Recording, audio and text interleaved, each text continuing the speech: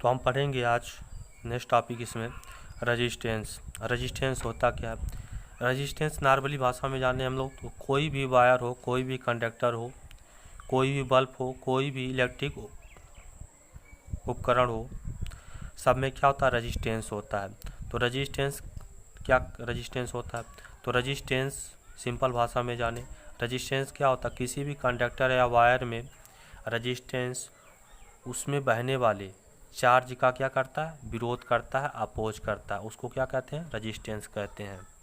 तो यहाँ पे आते हैं हम लोग, रेजिस्टेंस थ्योरी जान लेते हैं। Resistance is the property of a conductor that oppose the flow of charge through its. जो क्या कर रहा है? किसी किसी कंडक्टर की वह प्रॉपर्टी है। रेजिस्टेंस क्या? किसी कंडक्टर की वह प्रॉपर्टी है जो क्या करता है? उसमें बहने वाले चार्ज का अपोज करता है, रोकता है, उसमें बहने नहीं देना चाहता है ये। तो ये क्या है? अपोजर है। तो इसके बाद थोड़ा सा और जान लेते हैं रूल इसका। तो हमने V बराबर क्या पढ़ा था अभी? Formula V equal to I R. तो यहाँ रेजिस्टेंस है तो इसको क्या करेंगे?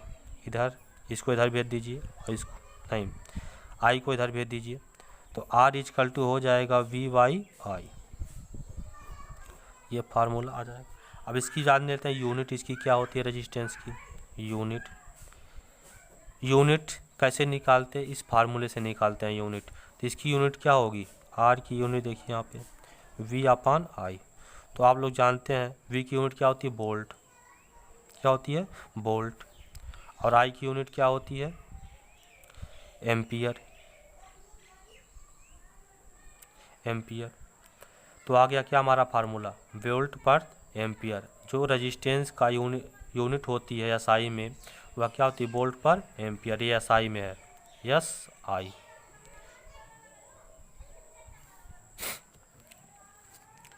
इसके बाद हम लोग कभी कभी पूछता है, जितना भी पढ़ा रहा हूँ मैं बहुत ही इम्पॉर्टेंट है सब कुछ। इसके बाद पूछेगा, क्या करेगा?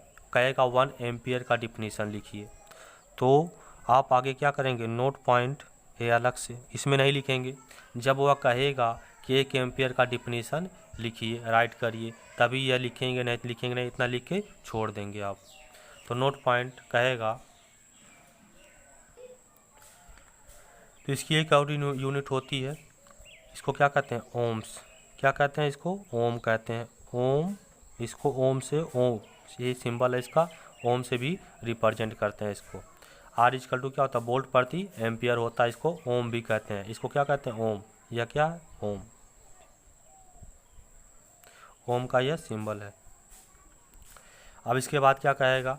1 ओम का डिफिनीशन लिखिए। To write 1 ohm definition ION। तो आप कैसे लिखेंगे? फार्मूले से। R इक्वल टू क्या होगा? V by I. 1 ओम तभी होगा जब क्या हो? कंडक्टर में 1 वोल्ट, मतलब V की वैल्यू कितनी हो? 1 वोल्ट हो, और एम्पियर कितना, करंट कितना हो? 1 एम्पियर हो,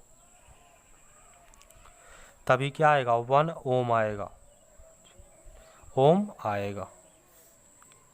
तो हम लोग डिफिनीशन बना सकते हैं कैसे? इस फार्मूले से।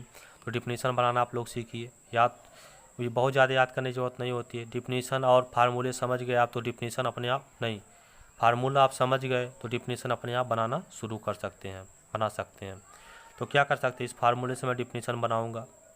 क्या होगा? अगर किसी कंडक्टर में 1 एम्पियर करंट फ्लो कर रही हो, 1 एम्पियर, किसी कंडक्टर में 1 एम्पियर करंट फ्लो कर रही हो, और उसके कंडक्टर के सिरों के बीच पोटेंशियल डिफरेंस 1 वोल्ट हो। पोटेंशियल डिफरेंस कितना हो? 1 वोल्ट हो। तो हमारा रेजिस्टेंस कितना होता है? 1 ओम होता है। तो चलिए डिफिनीशन लिख लेते हैं हम लोग इसमें। तो डिफिनीशन आप कैसे लिखेंगे इसमें? When 1 ampere current flow in a conductor and potential difference across the conductor is 1 volt, then resistance in the conductor is 1 ohm। तो मैंने क्या बताया था? किसी कंडक्टर में अगर 1 एम्पियर करंट फ्लो कर रही हो और उसके सिरों के बीच पोटेंशियल डिफरेंस कितना हो, 1 वोल्ट हो, तो क्या कहलाएगा, उस कंडक्टर का रेजिस्टेंस कितना होगा, 1 ओम्स होगा।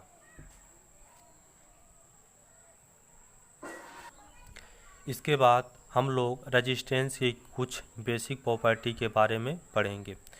तो some basic property of the resistance, इसमें कौन कौन सी रेजिस्टेंस की प्रॉपर्टी है उसके बारे में पढ़ेंगे।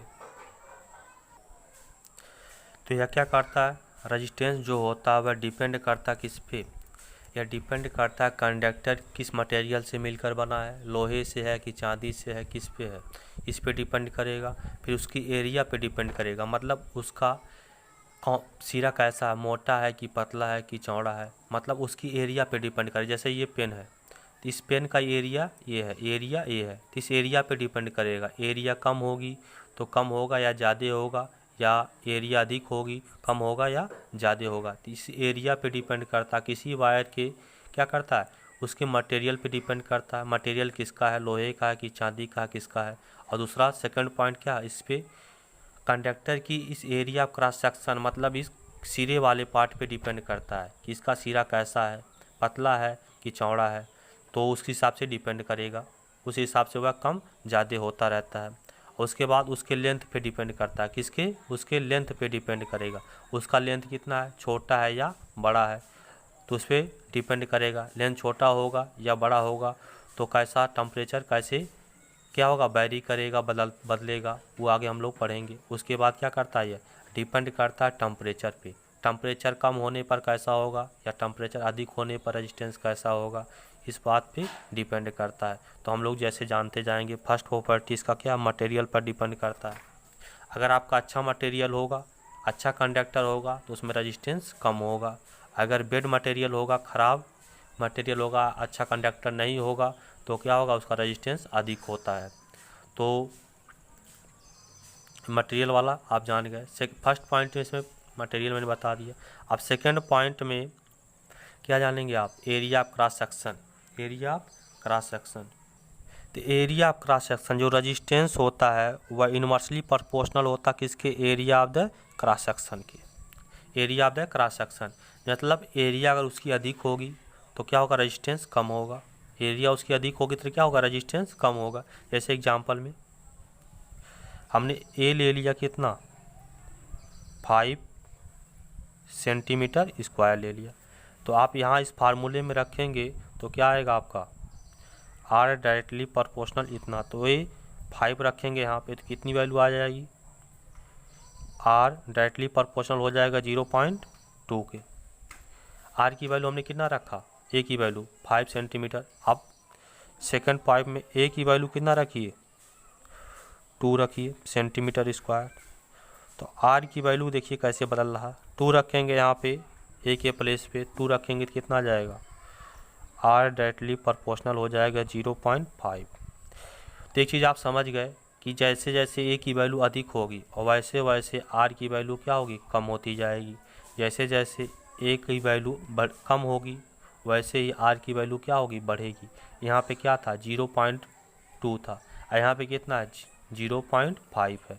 तो वैल्यू कौन अधिक है, ये वैल्यू या ये वैल्यू, ये वैल्यू अधिक है। तो एरिया क्या है यहाँ पे, एरिया यहाँ पे कम है। एरिया कम होगी तो रेजिस्टेंस अधिक होगा, एरिया अधिक होगी तो रेजिस्टेंस कम होगा।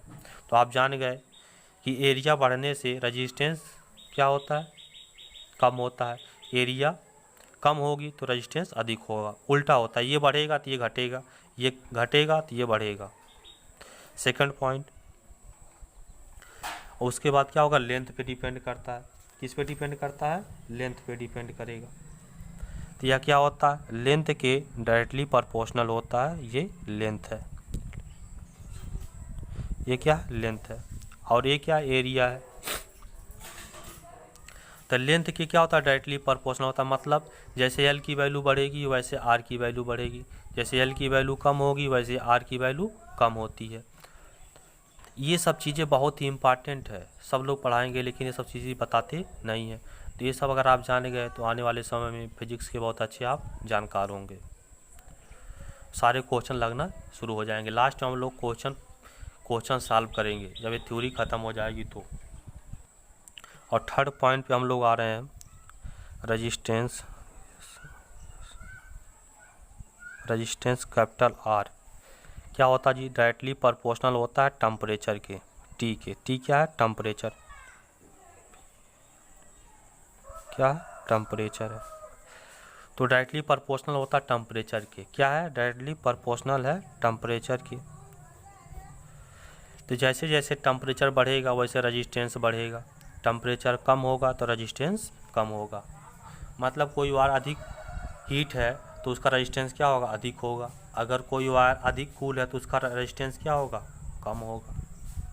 ये सब थे क्या होता है रेजिस्टेंस की बेसिक प्रॉपर्टी थी।